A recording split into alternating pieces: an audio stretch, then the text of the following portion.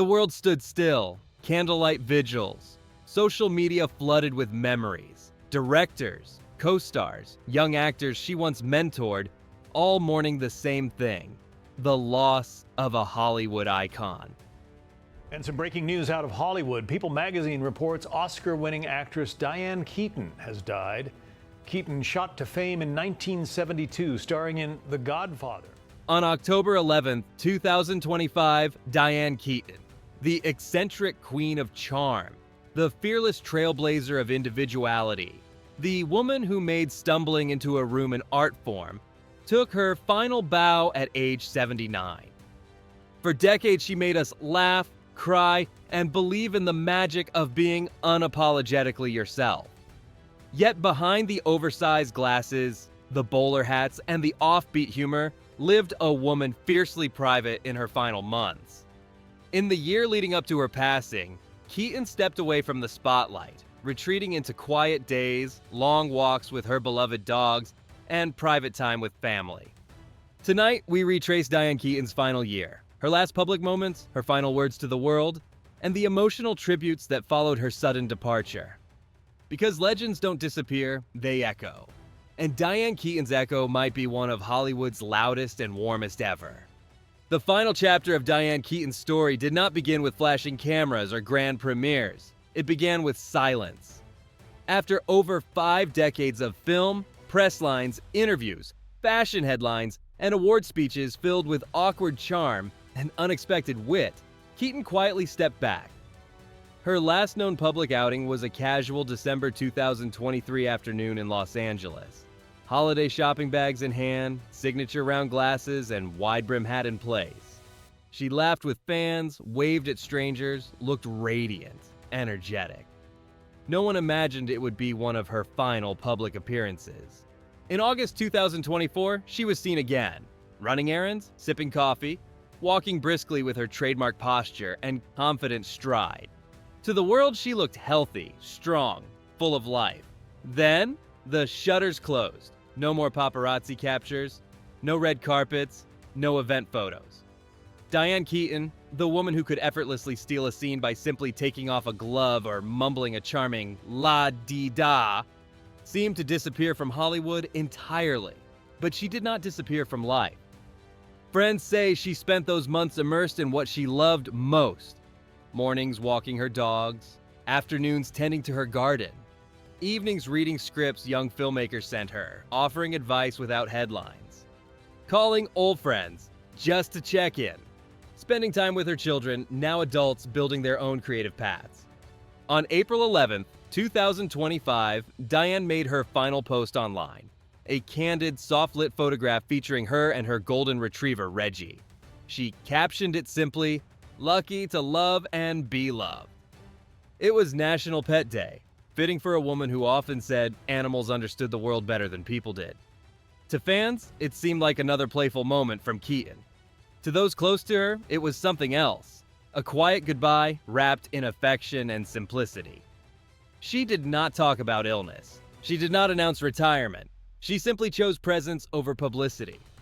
By the time October arrived, Diane had been living gently, quietly. Fire crews were called to her home on the morning of October 11th, 2025. She was taken to a hospital, and by afternoon, she was gone. Official reports confirmed pneumonia. Hollywood gasped. Tributes flooded in instantly. Disbelief, heartbreak, nostalgia. The world had not expected to lose her, but perhaps she knew her time was near, and chose to meet it surrounded not by lights and microphones, but by the real love she always valued above applause. Have you ever watched someone step away gracefully, choosing peace over spotlight? Do you think we respect celebrities enough when they choose privacy instead of performance? In Diane Keaton's final years, interviews revealed something raw, honest, and rare for Hollywood. A woman at peace with the unconventional life she built, and unafraid to admit the loneliness that sometimes came with it. Keaton had long been open about her resistance to traditional romance. When asked about marriage, she famously laughed and said simply, "I don't want to be a wife." No, it wasn't cynicism, it was clarity. Keaton loved romance on screen, and she fell for legendary men off screen. Warren Beatty, Al Pacino, Woody Allen, But she believed love didn't have to look like a ring and ceremony. She built her life around friendships, art, curiosity, family, adoption, and her own independence. In her later interviews, she reflected on aging with brutal sincerity. "I don't know anything, and I haven't learned. Getting older hasn't made me wiser." The quote shocked many. Coming from an Academy Award-winning icon, it wasn't self-deprecation, it was perspective. Keaton didn't see life as a mountain one conquers, but as a long walk full of wonder and confusion all the way to the end. Those who visited her in her last month say she carried this humor, that slightly jittery Ernest Keaton energy, right up until the end. She wasn't morbid, she wasn't bitter, she wasn't afraid. She joked about her hats, her dogs, her clumsy hands, and how she still couldn't cook. She asked friends about their kids, their heartbreak, their gardens. She preferred listening to talking. If there was melancholy, it came not from fear of death, but from a deep awareness of time slipping. "Getting older," she once said, "teaches you how precious looking is. Just being able to see things. I love that I can see. Vision, witnessing, observing life rather than dominating it." That was Diane Keaton's secret philosophy, lived quietly behind the laughs. But even legends feel the ache of solitude. In a rare, vulnerable moment, Keaton confessed that companionship, not marriage, not romance, just daily company, sometimes tugged at her thoughts. She spoke of walking her dog and thinking, wouldn't it be nice if someone was waiting at home? Still, she never regretted the path she chose. She raised 2 children as a single mother. She built friendships that lasted longer than most Hollywood marriages. She kept projects, passions, humor, and in the end, she carried gratitude like a lantern.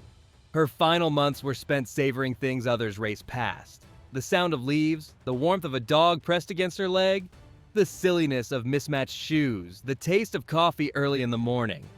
She did not leave the world wishing she had played life differently. She left wishing she could stay to enjoy the small things just a little longer. Do you believe a life without a traditional love story can still be full? Have you ever chosen independence even when the world expected something else? Diane Keaton didn't look like a Hollywood star. She looked like Diane Keaton, and that's exactly why she became one of the greatest. When she appeared in The Godfather, 1972, her presence was quiet, modern, almost startlingly real. "How long have you been back?" I've been back a year. Longer than that, I think. It's good to see you, Kate. In a world of tight-jawed gangsters and combustible emotion, she brought vulnerability and anxious honesty, a woman gravitating toward power and terrified of it at the same time. It was the start of a revolution disguised as understatement. But it was Annie Hall, 1977, that detonated her into cultural eternity. Not because she tried to be glamorous, but because she refused to. The baggy pants, the loose vest, the man tie, the nervous laughter, the spontaneous pauses, the refusal to perform femininity the way studios expected. Hollywood didn't create her image. She did. And suddenly, every girl who didn't fit in felt seen. Her Oscar for that role wasn't just about performance, it was about a new vocabulary for women on screen. A woman could be funny, awkward, brilliant, insecure, stylish, messy, romantic, chaotic, and still be the most captivating person in the room. From there, she built a career no one predicted. She became America's neurotic romantic heroine. She aged on screen without apology. She played mothers, wives, rebels, oddballs. She never fixed herself to fit the role. Roles bent around her. Fearless, director Nancy Meyers said, born to be a movie star. But it wasn't bravery in the traditional sense. It was authenticity sharpened into charisma. And as she aged, she did what almost no Hollywood actress before her dared. She leaned into it. Something's Gotta Give didn't cast her as a desperate aging woman clinging to lost youth. It made aging luminous, desirable, funny. Diane Keaton became the face of unapologetic maturity. She didn't just act, she evolved, letting wrinkles and wisdom exist on equal footing. In an industry obsessed with youth, she became an icon of time, and still, she never took herself too seriously. When critics wrote about her style, she shrugged. Black frames things, that's all. To her, fashion wasn't a runway. It was armor and playtime combined, and Hollywood adored her for it. Because Diane Keaton wasn't a star, she was a mirror. She showed us all the beauty in awkwardness, all the nostalgia in laughter, all the romance in simply showing up as yourself. What Diane Keaton performance changed the way you saw women in film? Do you have a favorite character she played? And why does she stay with you? In the final year of Diane Keaton's life, the world saw only glimpses. Brief photographs, a final social media post, a passing eyewitness sighting. But behind those fragments were whispers, concerns, and a quiet truth making its way toward inevitability. Pneumonia may sound simple, almost mundane, but for older adults it can be devastating. And according to her family, that is ultimately what took her. Not a dramatic Hollywood illness, not a hidden scandal, but the same gentle thief that has taken so many beloved elders before her. Yet when someone as bright and present as Diane Keaton begins to fade from view, speculation fills the silence. There were rumors. Is she retiring? Is she ill? Is she working on a secret film? Has she finally chosen to live privately? The truth appears to be this. She chose quiet long before illness arrived, and when pneumonia did come, it did not announce itself with drama, but with the soft persistence that makes it so dangerous. Close friends say she battled a bout of pneumonia months before her passing, one she recovered from, but it left her more fragile. She took fewer outings, spent more mornings on the porch with her dog, fewer long walks, more slow ones. Not sadness, just gentleness, a life easing into stillness. And like so many independent spirits, Diane reportedly refused fuss. She did not want to be hovered over, pitied, or photographed looking weak. She wanted to take her final bow with dignity, the same way she approached her career. Her family would later share that she had been receiving care quietly at home, surrounded by her children and her beloved dogs. And then, on the morning of October 11th, 2025, she struggled to breathe. Emergency responders came quickly. The world would later learn firefighters transported a 79-year-old woman from her Los Angeles home to the hospital that day. But by the afternoon, she was gone. Sudden, quiet, final. To many, it felt like losing a family member. Hollywood fans have grown up with her. From the neurotic brilliance of Annie Hall to the heartbreaking loyalty of The Godfather, to the late-life vulnerability of Something's Gotta Give. Diane Keaton was the aunt you wanted, the friend who made you laugh unexpectedly, the woman whose quirks felt like an invitation to embrace your own. Her final year reminds us that even legends slow down. Even icons are mortal. And often, the greatest stars leave not with scandal or spectacle, but with grace. Their final act a whisper rather than applause. Do you believe the greatest goodbyes are quiet ones? If you knew you had 1 year left, would you retreat into peace? Or try to make a final grand statement to the world? When the news broke, the reaction was immediate and emotional. Notifications lit up phones, headlines rolled out across every major outlet, and social media timelines turned into tribute walls. Diane Keaton wasn't just another celebrity. She was someone audiences felt they grew up with, grew old with, and grew braver because of. Hollywood, a town not known for humility, paused. Directors, actors, writers, comedians, designers. They all shared memories, stories, photos from set life years ago. Some tributes were poetic, some were funny, some were simply stunned silence. I can't believe she's gone. Nancy Myers, one of Keaton's closest collaborators, wrote, "She was fearless. She taught me laughter is elegance. Knowing her changed my life." Bette Midler called her a complete original, hilarious, and without pretense, reminding the world that Keaton's eccentric charm was never an act. It was authenticity sharpened into charisma. Younger actresses, Reese Witherspoon, Emma Stone, Anne Hathaway, posted how Keaton made being different aspirational. In a world of sameness, Diane Keaton made uniqueness iconic. Even Woody Allen, the collaborator whose name is now tangled in controversy, shared a humanly simple sentiment. Her laugh illuminated any room. And perhaps that was her true magic. Not her fame, not even her talent, but the emotional warmth she brought into spaces, on screen, and off. Film academies projected images of her in hats and gloves and big belts across building facades. Cinematiques held all-night screenings. Streaming platforms created Diane Keaton tributes. Award shows dimmed lights, showing a montage of her most iconic smiles, fumbles, monologues, dances, and quiet tears.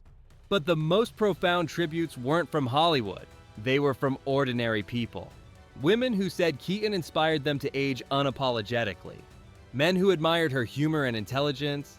Teens who discovered Annie Hall on streaming and fell in love with her style. Dog parents tagging photos of walks with their golden retrievers. People posting quotes like, "Be pleasant" from Harvey. Or "La-di-da" with teary emojis. Her death didn't feel like the end of an actress's life. It felt like the world losing a friend. Legendary actress Diane Keaton has died at the age of 79, sending shockwaves through the industry and among fans. There was no scandal, no bitter controversy, no dramatic final scene, just love, pouring in from all directions. She made eccentricity glamorous, intelligence magnetic, vulnerability powerful. She proved aging is not decay, but evolution. And in her passing, she sparked a collective realization. We weren't ready to lose her. Whose tribute moved you most? A co-star's, a director's, or a fan's? And what do you think Diane Keaton would have said watching the world grieve her? Something heartfelt? Or would she have cracked an awkward joke to break the tension?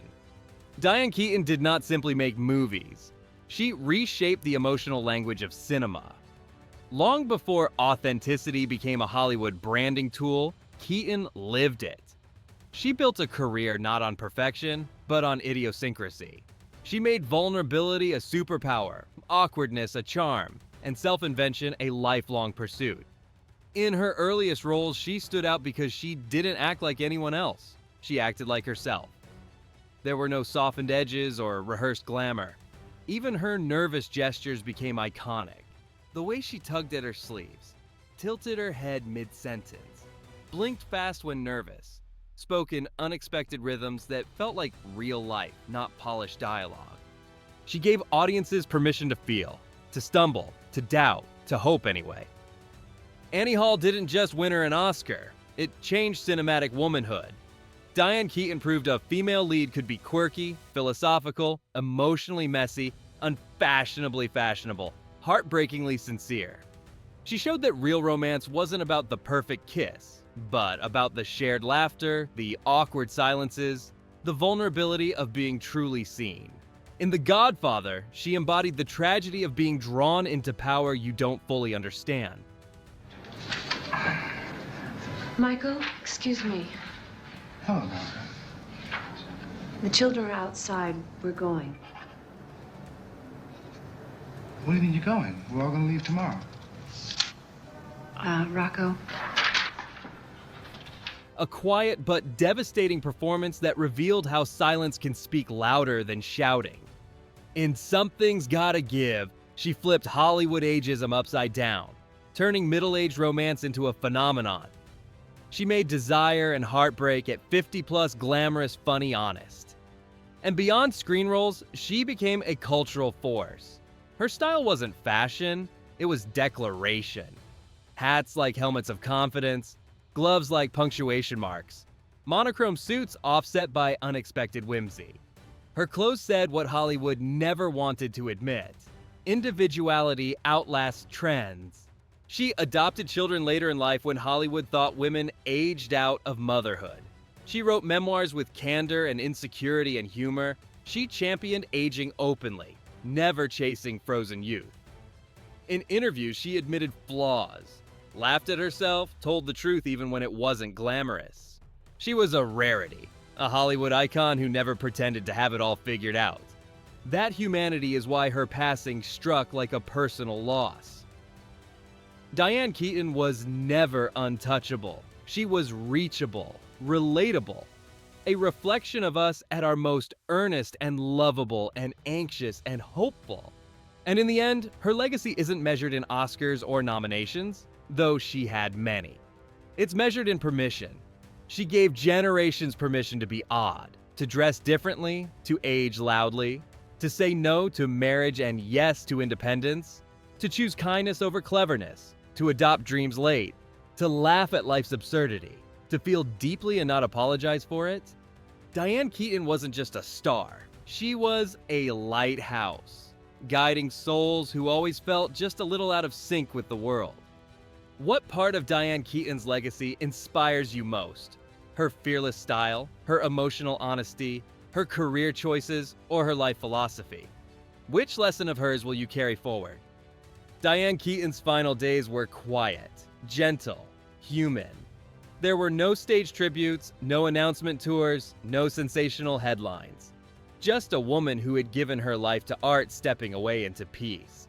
She left this world not on a movie set, but in the warmth of her home, surrounded by the things she cherished: her children, her dogs, her books, her sunlight-filled rooms. And maybe, if we imagine it, she left with soft music in the background, coffee on the table, and laughter from a memory echoing in her mind. Her family asked the world not to send flowers, but to donate to animal shelters and homelessness support. A final gesture that mirrors who she truly was. She didn't need grand monuments. She simply asked us to care the way she did. Her passing closed a chapter in Hollywood, the era of the unmanufactured star, the woman who never tried to be anything other than herself. In a town built on illusion, Diane Keaton's honesty was her greatest performance and her greatest gift. She taught us that beauty is not perfection, but presence. That love is not possession, but connection. That aging is not loss, but evolution. That laughter is a kind of courage. Diane Keaton left quietly, but her spirit remains vivid, loud, and luminous. And somewhere in the collective heart of everyone she touched, there will always be a voice whispering, la-di-da, la-di-da. Thank you, Diane, for the style, the humor, the vulnerability, the rebellion, the warmth, and the permission to be ourselves. You didn't simply play characters, you helped us discover our own. What Diane Keaton moment will you remember forever? A scene, a quote, a laugh, or simply the feeling she gave you?